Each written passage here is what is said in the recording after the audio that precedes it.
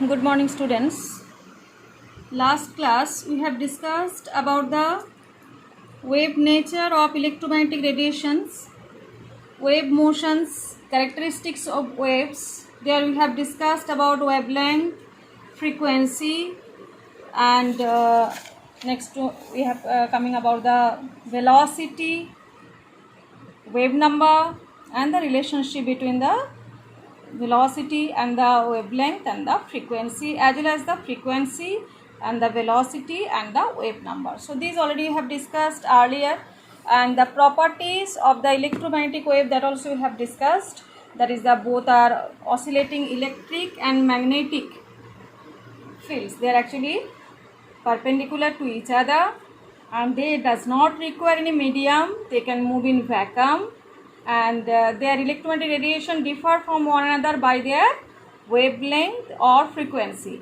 Just like if we are discussing about the increasing wavelength, so radio waves, you can see here, last class already have shown you. So radio waves are coming with the maximum wavelength and minimum frequency. Okay, so radio waves are there. Then it is coming it is the long radio waves, then radio waves, and microwaves, then infrared, ultraviolet, and then between it is visible range is there, X-rays and gamma rays. So this is about here. If we are taking about the frequency, it is increasing, and if we are taking the wavelength, it is decreasing. Okay, now we are coming today's theory, that is limitations of electromagnetic wave theory. So already you have told that electromagnetic wave, so they are dual nature. Dual nature means wave nature as well as the particle nature. But if we are discussing about the wave theory, they cannot explain which one? Now this particle nature. These are actually related to particle nature of the electromagnetic radiation. Okay, so if we are discussing about or regarding the wave theory, if we are considering them wave, so at that condition they cannot explain which one? The nature of emission of radiation from hot bodies. This incidence is known as black body radiation. Okay, the emission which are emitted from the hot bodies, the nature of that emission could not be explained. Okay, ejection of electron from metal surface. एक metal surface से electrons are ejected. कब eject होता है? Now when radiation strikes it. इस effect को हम क्या बोलेंगे? Photo electric effect. So first effect को हम क्या बोलेंगे? Black body radiation. Second effect को हम क्या बोलेंगे? Photo electric effect. And variation of heat capacity of solids as a function of temperature, means temperature increase होगा तो heat capacity also will be increasing. Line spectra of atoms with special reference to hydrogen. If we are taking the atomic spectra or the spectra which is coming from the atoms, है ना, with the special reference to hydrogen, it could not be explained by which one? Wave theory. So it is first we have started by which one? Now dual nature of electromagnetic radiation. We have discussed about the wave nature, है ना, their wavelength, their wave number, their frequency, all these things. And now we are telling about which one? How this particle nature discovered, or it is actually disinformed afterwards. Why? Because this electromagnetic radiation wave theory could not explain black body radiation, photoelectric effect, variation of heat capacity on the basis of temperature, और line spectra. ये चारों जो phenomenon है, that could not explained by which one? Wave theory. Okay, but it explained which one? Diffraction and interference. ये दो term जो है, these two terms are related to which one? Wave nature. What is the meaning of diffraction? The process of bending of wave around an obstacle. कोई एक obstacle है, तो that can be overcome by which one? By bending of the electromagnetic radiation. That is actually called the diffraction. So it explains which one? Diffraction. It explains which one? Interference. What is the interference? The process of combination of two waves of same or different frequencies to give a wave is called interference. So ये दोनों जो properties है, these two properties are related to which one?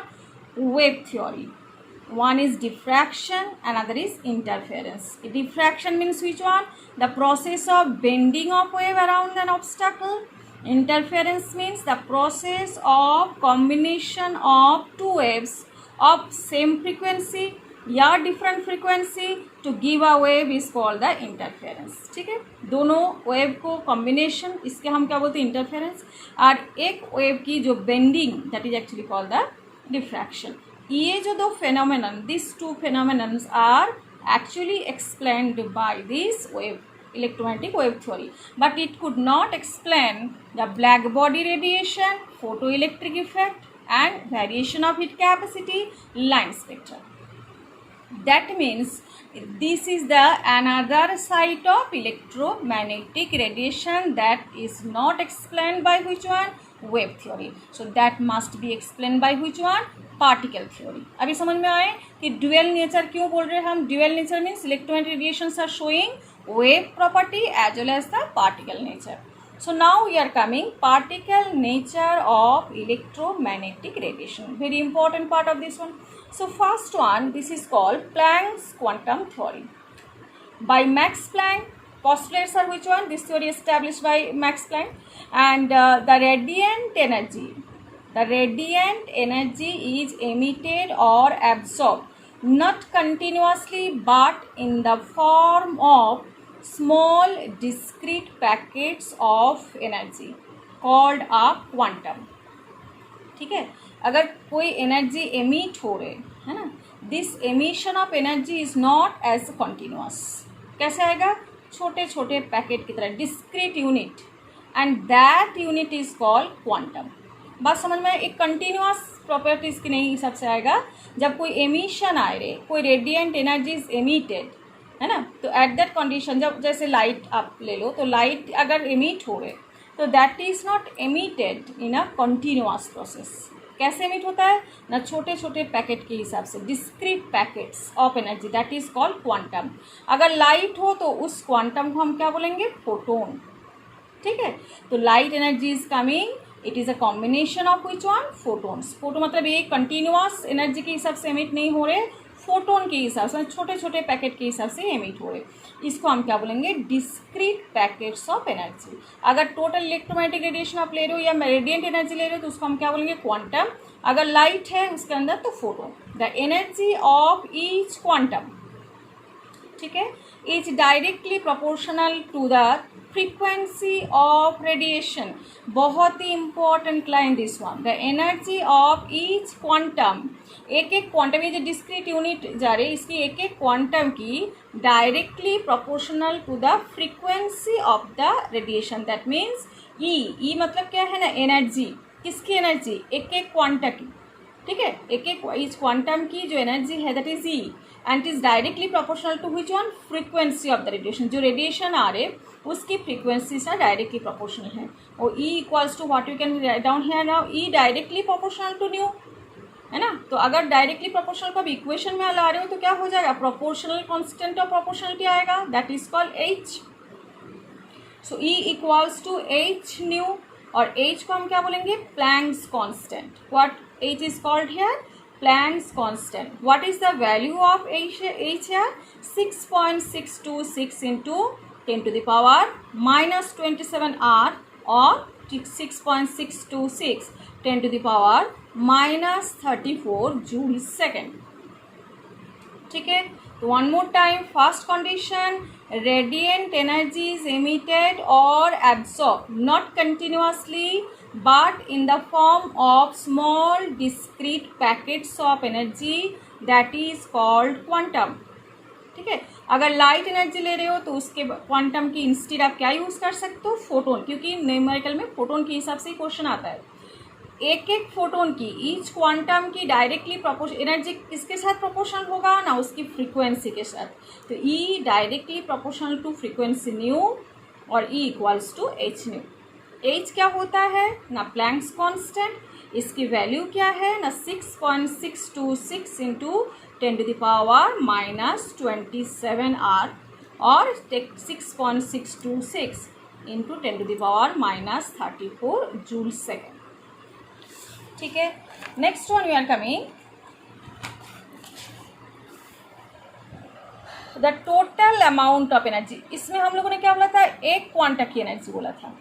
अगर total amount of energy emitted आपके पास given है और absorb आपके पास गिवन है बाय अ बॉडी, तो that will be the sum of whole number of quanta. ठीक है, तो इसका मतलब ये जो ई है, अगर एक क्वांटा है तो उसकी फॉर्मूला क्या आएगा, E equals to H new.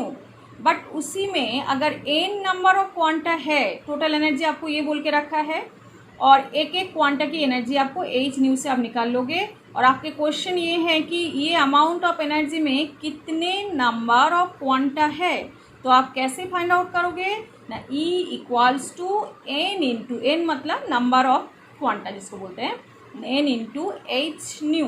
ठीक है, तो अगर एक क्वांटा है तो आपको फॉर्मूला आएगा E equals to H nu, one total energy, एक क्वांटा की एनर्जी निकल जाएगा। लेकिन एक रेडिएशन के अंदर बहुत सारी क्वांटा है, लेकिन कितने सारी क्वांटा है वो आपको फाइंड आउट करना है। एनर्जी आपको गिवन रहेगा, तो आप कैसे फाइंड आउट करोगे ना, E equals to n into h nu के थ्रू। ठीक है, ये भी हम न्यूमेरिकल सॉल्व करके बता देंगे आपको। Next one is the black body radiation. Black body radiation already हम लोगों ने पहले ही बोला था कि black body radiation, photo electric effect, ये किसके थ्रू एक्सप्लेन नहीं होता है ना, वेव थ्योरी के थ्रू। द आइडियल बॉडी है ना, ब्लैक बॉडी किसको बोलते हैं ना, ideal body that emits and absorb radiations of all frequencies, सभी तरह की फ्रीक्वेंसी को एब्सॉर्ब कर सकता है या एमिट कर सकते हैं, उसको हम लोग क्या बोलते हैं, black body. The radiation emitted by such a body is called black body radiation. ये हो गया आपके first property that is not explained by Huygens wave theory.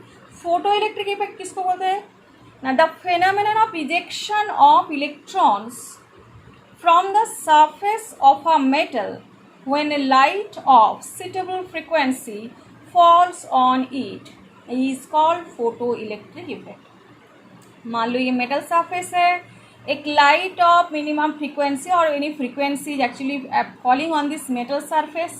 So when the electrons of this metal surface start ejecting from this metal surface by falling on this light, है ना, that is called photoelectric effect। मतलब phenomenon of ejection of electrons from the surface of the metal when light of a suitable frequency falls on it। Clear? अच्छा, the electrons, यहाँ पे कुछ observation आपके पास है। The electrons are ejected from the metal surface as soon as the beam of light hits on the surface. जब भी ये बीम ऑफ लाइट हीट करेगा उसी टाइम तुरंत the electrons will be ejecting, there is no lag period for that. The number of electrons, कितना number electrons eject होगा, depend upon और proportional to the intensity और ब्राइटनेस ऑफ द लाइट। ठीक है, कितने नंबर ऑफ इलेक्ट्रॉन इजेक्ट होगा that is actually depending on the intensity और brightness of the light. For each metal there is a characteristic minimum frequency, जिसको हम लोग क्या बोलेंगे, न्यू जीरो, इसको हम लोग क्या बोलेंगे, nu zero, below which this effect does not observe is called the threshold frequency, मतलब स्टार्टिंग फ्रीक्वेंसी। अगर जो फॉलिंग जो आपके रे है that is containing the frequency that is of having frequency more than nu zero और threshold frequency, then the ejected electrons come out with the certain kinetic energy and the minimum energy required to eject electron is which one, energy. देखो हम अभी क्या बोला, frequency, and no next what we told, the minimum energy, है ना, minimum energy which is required. And next one we are saying that the minimum energy which is required to eject electron is h nu 0, that is actually called the work function that is called h nu 0 or work function it is called w 0। The kinetic energy of striking photon is h nu। ठीक है, then the difference of energy, तो kinetic energy जो striking photon है that is अगर h nu है और minimum energy required that is h nu zero, so what will be the kinetic energy of the photo electron, that is actually the difference h nu equal minus h nu zero is transferred as the kinetic energy of the photo electron. Kinetic energy of this electron increase with the increase of the frequency. ठीक है, तो what actually it is coming here? Now if we are saying nu 0 is the threshold frequency, है ना, threshold frequency,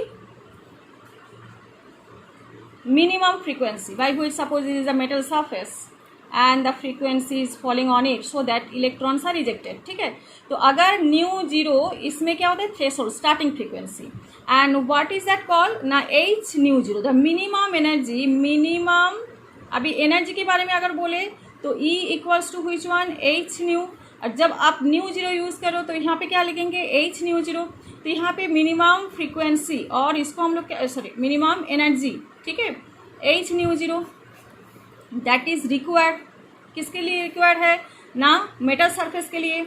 अभी क्या है ना, H new, suppose जो electromagnetic radiation is falling that is actually with the frequency new, and if nu is greater than nu zero then only the electron will be ejected.